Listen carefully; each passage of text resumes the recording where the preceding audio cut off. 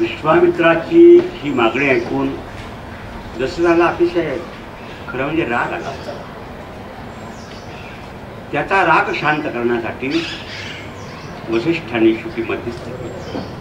वसिष्ठांनी सांगितलं की राजा, अरे विश्वामित्र असताना तू रामाची काळजी का करतोस?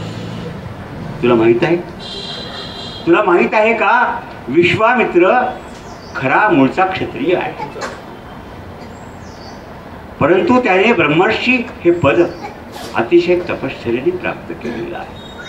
तुम्हा सर्वांना जी गोष्ट माहीत आहे ती वाल्मिकी रामायणामध्ये 21व्या सर्गामध्ये सांगितलेली आहे. वसिष्ठ सांगतायत असं झाला की बाबा, विश्वामित्राने ज्या वेळेस तो साधा क्षत्रिय ऋषी होता त्यावेळेस अरण्यात जाता जाता जाता जाता जाता एक दिवस वसिष्ठाकडे आलेला आहे. वसिष्ठाने त्याचं यथोचित स्वागत केलेलं आहे. बघा काय झालं, तुम्हाला सर्वांना ते माहीत आहे. स्वागत करताना काय झालं? स्वागत करताना वसिष्ठ मुनींच्या आश्रमात काहीही नव्हतं. सुरुवातीला वसिष्ठ मुनींच्या आश्रमामध्ये काहीही नव्हतं, पण स्वागत इतक्या थाटाने झालं, इतक्या मेजवानीने झालं, इतक्या पदार्थांनी झालं, ते बघून विश्वामित्राला आश्चर्य वाटलं. अरे हा ब्राह्मण ऋषी, याच्याकडं काही नाही, मी क्षत्रिय, माझ्याकडे सर्व संपत्ती सुख सगळं असताना मी जे करू शकत नाही ते कसं करू शकला? वसिष्ठाला विचारलं, वसिष्ठा, अरे तू माझा सत्कार हा जर केलाय, माझं जो आदरातिथ्य केलंय, हे कसं केलंस? त्याने शबलाला बोलवलेलं आहे. शबला ही कामधेनू आहे आणि या कामधेनूच्या आज्ञेप्रमाणे मी हे सगळं करू शकलो. तिला आज्ञा दिली आणि त्याप्रमाणे तुझं यथोचित स्वागतासाठी जे जे पक्वान्न पाहिजे ते तयार त्या शबलेने केलं, त्या कामधेनूने केलं. माझं याच्यात काही नाही. बघा आता खूप लांब आहे, परंतु त्या ठिकाणी मग विश्वामित्राला असं वाटलं की शबलाच का घेऊन नाही जायची, ही कामधेनूच का नाही घेऊन जायची. म्हणून विश्वामित्राने वसिष्ठाला विनंती केली, वसिष्ठा, तुझी ही शबला कामधेनू मला देतोस का रे? देण्याची विनंती मी करतो आहे, पहा, घेऊन जा, माझं काय नाही. ती येत असेल ते घेऊन जा. बघा बरं काय, शबलाला विश्वामित्र घेऊन चाललाय. शबला वसिष्ठाकडे गेली. ती शबला कामधेनू वसिष्ठाकडे गेली. मला विश्वामित्राच्या स्वाधीन करताना मला काहीच वाटत नाही का? मी जाऊ त्यांच्याबरोबर? असं कसा तुम्ही निर्णय घेतला आणि खुशाल सांगता घेऊन जा म्हणून? आता काय करायचं ते तू कर, मी नाही करणार. ही कथा खूप मोठी आहे, 2 सर्गामध्ये आहे. त्यामध्ये बघा, कामधेनू शबला, ती कामधेनू शबलेने विश्वामित्राला झटका दिलेला आहे. विश्वामित्रा तू मला नेऊ शकत नाही. मग नुसता झटका दिला नाही, अनेक वीर तयार केले आणि त्या वीरांनी विश्वामित्राशी युद्ध तिथे केले. विश्वामित्रा पराभव झाला. विश्वामित्राला खूप वाईट वाटलं. विश्वामित्रा ब्रह्मदेवाकडे आणि शंकराकडे गेला. हे असं कसं झालं? म्हणाले, राजा विश्वामित्रा, तुला हे करण्यासाठी, अशा प्रकारची कामधेनू मिळवण्यासाठी, अशा प्रकारचं ब्रह्मर्षी हे पद प्राप्त करण्यासाठी तपश्चर्या करावी. तपश्चर्येशिवाय हे होणार नाही. तो कितीही सामर्थ्यवान असला, ते वाक्य खूप छान आहे, वाचून दाखवेल नंतर, अतिशय छान आहे सुधीर. ते वाक्य इतकं छान आहे की विश्वामित्राला कोप झालाय बघा. वाल्मिकी रामायण किंवा रामायण कथा कशासाठी आहे? क्षत्रियाचं पुण्य महत्व का ज्ञानाचं पुण्य महत्व याचं श्रीत्र काय म्हणजे शस्त्र महत्व का तंत्र महत्व का ज्ञान महत्व का मंत्र महत्व कशाचं सामर्थ्य आहे हेच कळेना असं झालंय विश्वामित्राला. आणि मग विश्वामित्र तपश्चर्याला बसलेला आहे. आपल्याला सर्व ती कथा माहीत आहे. 2 मिनिटात आपण विश्वामित्र तपश्चर्याला बसलेले आहे. तपश्चर्याला बसल्यानंतर जे आहे ते तुम्हाला माहीत आहे तेच आहे. विश्वामित्राची तपश्चर्या भंग व्हावी म्हणून मेनकेला पाठवलेला आहे. मेनका आली. विश्वामित्राची तपश्चर्याचा भंग झाला. ज्या करता ब्रह्मर्षी करता म्हणून तपश्चर्याला विश्वामित्र पुन्हा भंग पावला. पुन्हा शंकराकडे गेला. काय करावं? पुन्हा तपश्चर्या करावा लागेल. तुम्ही तपश्चर्याचा भंग झालेला.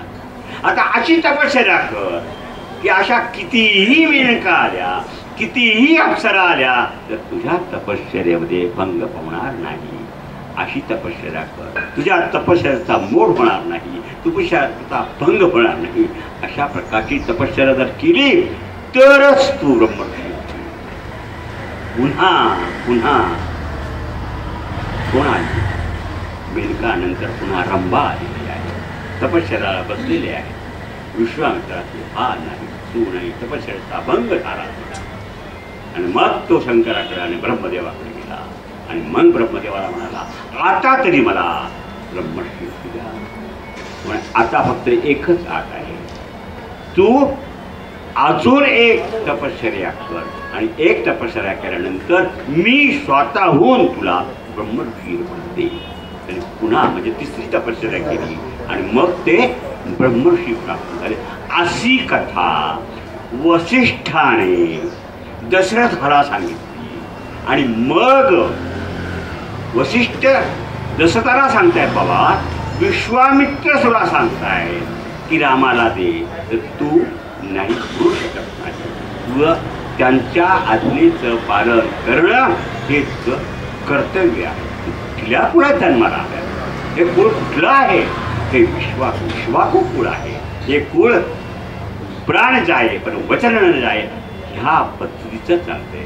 तू आता वचन दिलं होतंस की मी मागा मी ते देईन. ते देण्याची वेळ आलेली आहे. त्याच्यामुळं तुला रामाला द्यावंच लागेल. आणि मग विश्वामित्राने रामाला घेऊन लक्ष्मणाला घेऊन त्यांच्या त्या सिद्धाश्रमामध्ये प्रयाण केलेलं.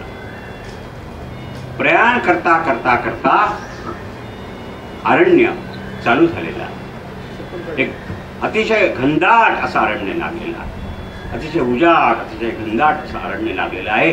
आता सगळं विस्तीर्ण प्रदेश पाहिल्यानंतर त्या छोट्या राजकुमार रामाने विचारले विश्वामित्राला की असं उजाड प्रदेश का बरं आहे? या ठिकाणी असं सगळं शून्य शून्य शून्य शून्य शून्य शून्य शून्य वातावरण का? पण या ठिकाणी अतिशय अतिशय सुखी अतिशय सुजल असा प्रदेश होता. पण त्या ठिकाणी एक राक्षसिणी आली आणि त्या राक्षसिणीने या संपूर्ण प्रदेशाचा असा उध्वंस करून टाकला. आणि ही आता आपली जबाबदारी आहे की आता राक्षसिणी 100% तुझ्याकडे येईल. आणि मग ती आल्यानंतर तिचा वध करून हा जो प्रदेश आहे पुन्हा सुजलाम पुन्हा सुफलाम पुन्हा सुपीक पुन्हा समृद्ध पुन्हा चांगला असा आपोआप होईल. पण कारण त्यासाठी ही जी राक्षसिणी ताटिका आहे त्या ताटिकेचा वध होणं अत्यंत गरजेचं आहे. पुढे पुढे पुढे पुढे पुढे जाताना त्या ताटिकेने विचारलं तुम्ही हे 2 मुलं आणि हे ऋषी माझ्या या घनदाट आणि नवीन अरण्यामध्ये तुम्ही प्रवेश तरी कसा केला? तुम्ही कोण आहात? विश्वामित्राने ताटिकेला सांगितलं ताटिके हे दशरथाचे पुत्र आहे. मी त्यांना आणलेला आहे. तुला काही प्रश्न आहे? तुला काही प्रॉब्लेम आहे? तुझं काही आहे का? तिने रामावर झडप घातल्यानंतर लक्ष्मणाला सावध केलेले रामाने. लक्ष्मणा आता ती माझ्यावर झडप नाही घालणार तुझ्यावर झडप घाले आणि तुझ्यावर झडप घातल्यानंतर मी तिचं शिरच्छेद करेन, तिला मारेन. आणि एकच बाण रामाने त्या ताटिकेवर मारलेला आहे. आणि ताटिकेला मारल्यानंतर अतिशय मोठा असा खंडार असे विस्तीर्ण असा आवाज झालेला आहे स्फोटासारखा. आणि त्या ताटिकेचं धड खाली पडल्यानंतर विश्वामित्राला खूप खूप खूप खूप आनंद झालेला आहे. म्हणजे एका पूर्तीचं काम आपण यज्ञासाठी जी आणलेले आहे रामाला त्याचं परिपूर्तता झालेली आहे. आणि ती परिपूर्तता झाल्यानंतर अतिशय आनंद झाले. पुढे गेलेले आहे. पुढे गेल्यानंतर बघा, पुढे गेल्यानंतर मारीची आलेला आहे. मारीची अतिशय बलाढ्य आहे, अतिशय बलाढ्य ऋषी आहे. त्या मारीचीने ह्या राजकुमारावर झडप घातली आहे. आणि मग मारीचीचा वध सुद्धा रामाने एकाच बाणाने केलेला. हे पाहून विश्वामित्राला असं वाटलं धन्य झालो मी, कारण ज्याच्या करता मी रामाला आणलंय ते माझं इप्सित जे आहे, ते माझं ध्येय जे आहे ते पूर्ण होत आहे. मला खूप आनंद झाला. मारीचा वध करून रामा साध्य नाही झालं. अजून या अरण्यामध्ये, पुढे याच अरण्यामध्ये अजूनही एक राक्षस आहे. तो याच्याही पेक्षा बलाढ्य आहे आणि तो आहे सुबाहू. आणि मग हे सुबाहू आल्यानंतर हे जे आहे, ज्या अर्थी तू मारीचा वध केलास त्या अर्थी सुबाहू जो आहे त्याचाही वध तो आल्यानंतर तोही तुला अशाच प्रकारे झडप घालील. आणि मग सुबाहूचा सुद्धा वध राम आणि लक्ष्मण दोघांच्याही बाणांनी झालेला आहे. मारीची आणि सुबाहू गेल्यानंतर विश्वामित्राला अतिशय आनंद झालेला आहे. त्या दोघाही राजपुत्राला विश्वामित्राने आलिंगन दिलेलं आहे. धन्य धन्य धन्य दशरथपुत्रा, रामा आणि लक्ष्मणा, तुम्ही खरोखर धन्य आहात. अतिशय आनंद झाला. मला असं वाटलं की मी जे करतो आहे ते अतिशय सुंदर आहे. असं करता करता त्यांच्या मनामध्ये एक कल्पना आली. ते सगळं तुम्हाला सगळ्यांना माहिती आहे ती कल्पना.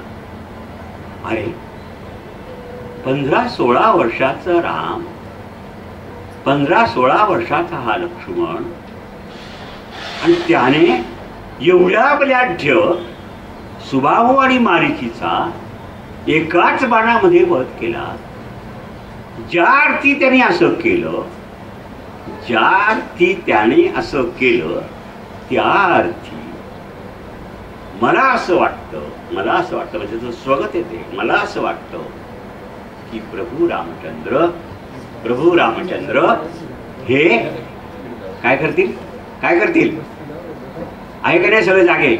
प्रभू रामचंद्र जनकाने जी प्रतिज्ञा केलेली आहे की माझी सीता जो शिवधनुष्य उचलेल त्यालाच देईल, ही प्रतिज्ञा पूर्ण करण्यासाठी रामाशिवाय दुसरा पराक्रमी वीर असूच शकत नाही असा विचार मनामध्ये आला विश्वामित्रांच्या. आणि मग विश्वामित्र म्हणाले, आपण आता मला असं वाटतं की ह्याच वाटेने पुढे आपण मिथिलेला जाऊया. आणि मिथिलेला गेल्यानंतर पाहूया जनकराज. आणि ह्या ठिकाणी जाता जाता जाता जाता एक आश्रम लागलेला आहे. त्या आश्रमाचं वर्णन खूप वाल्मिकीने खूप सुंदर, अतिशय सुंदर केलेलं आहे. ते सुंदर वर्णन करण्याची आपल्याला इतकी वेळ नाहीये, पण अतिशय शून्य वर्णन असं आहे. आश्रम तर आहे पण शून्य अवस्थेत आहे. शून्य म्हणजे भग्न अवस्थेत आहे. अतिशय काही निर्भीड शांतता आहे. आश्रम आहे परंतु काही नाही. अशा प्रकारचा शून्य आश्रम पाहिल्यानंतर साहजिक रामाने विश्वामित्राला प्रश्न केलेला आहे, हा आश्रम कुणाचा आहे. रामाने सांगितलं. रामाने ती सगळी पुन्हा कथा सांगितली. ती कथा 1-2च मिनिटं सांगतो तुम्हाला. ती सगळी कथा माहीत आहे. ती कथा सगळ्यांना माहीत आहे. अरे इथे गौतम ऋषी राहत होते. गौतम ऋषीची पत्नी होता अहिल्या, तिचं नाव. आणि अहिल्या अतिशय सुंदर होती, अतिशय रूपवान होती, अतिशय देखणी होती. इंद्राला असं वाटलं की हिचं आपण कशा प्रकारे केलं म्हणजे ही आपल्या ताब्यात येईल. म्हणून इंद्राने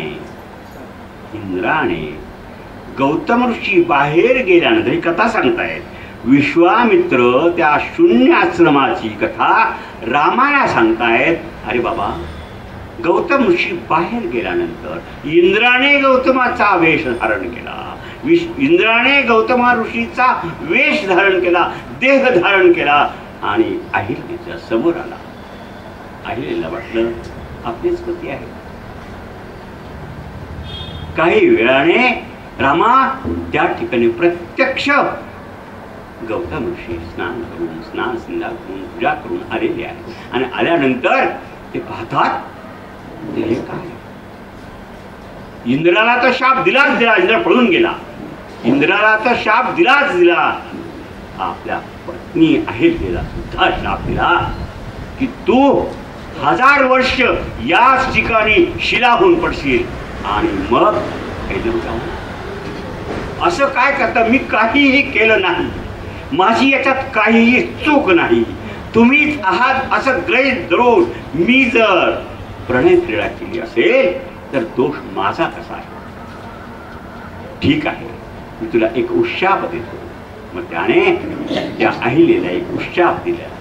ज्या क्षणी प्रभू रामचंद्र विष्णूचा अवतार असलेले याच ठिकाणाहून ज्यावेळेस मिथिलेला जातील, जनक राजाकडे जातील, त्यावेळेस त्यांच्या नुसत्या पदस्पर्शाने त्या शिलेतून तू बाहेर येशील. मग तुझा मी स्वीकार करेन. आणि मग प्रभू रामचंद्राला विश्वामित्राने आज्ञा दिलेली आहे, तुझा आश्रमात जा. त्या ठिकाणी त्या शिलेवरून नुसता पाय जरी ठेवली तरी ती अहिल्या पावन होईल. आज्ञा दिलेली आहे, तुझा आश्रमात जा.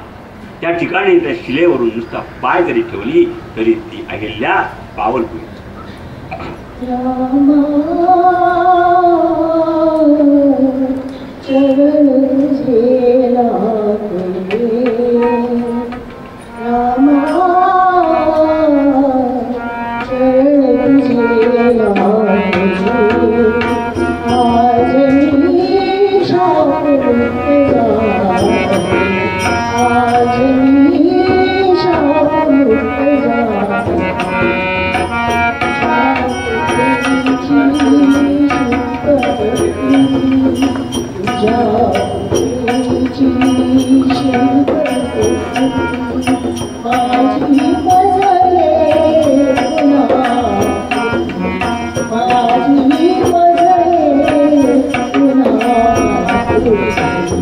Thank you.